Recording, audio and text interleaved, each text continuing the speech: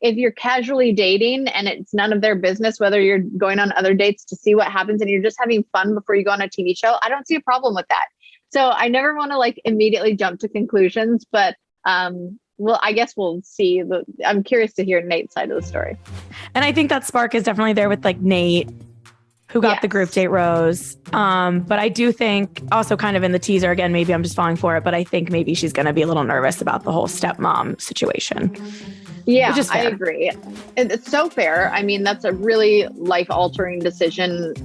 It's a life-altering decision to pick a fiance, let alone become a stepmom, and you have to be really ready for that. And that person, that little girl deserves her wanting to be full all in. But then did you see there's some like news that just came out on Nate that he was like dating 2 girls at the same time before he came on the season? I was just reading all of those DMs and I'm like, I hate when this stuff happens because then I'm like, I have to try to figure out now if this is real and I'm going to have to go through all of this. But yeah, seems like there's a lot of potentially incriminating messages that he had this long-term girlfriend allegedly and didn't tell her that he had a daughter and she found out watching the show. And then there's another girl who also he might have been seeing around the same time. And there's a lot of DMs with some potentially incriminating dates. I think he commented on Instagram about it, saying there's 2 sides to every story.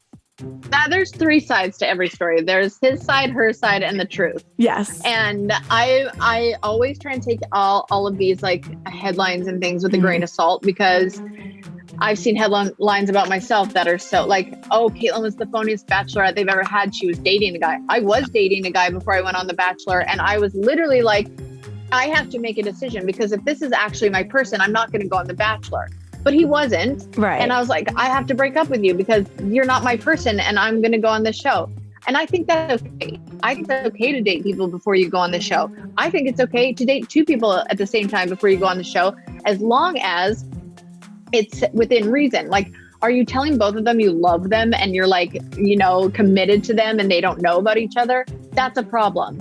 If you're casually dating and it's none of their business, whether you're going on other dates to see what happens and you're just having fun before you go on a TV show, I don't see a problem with that.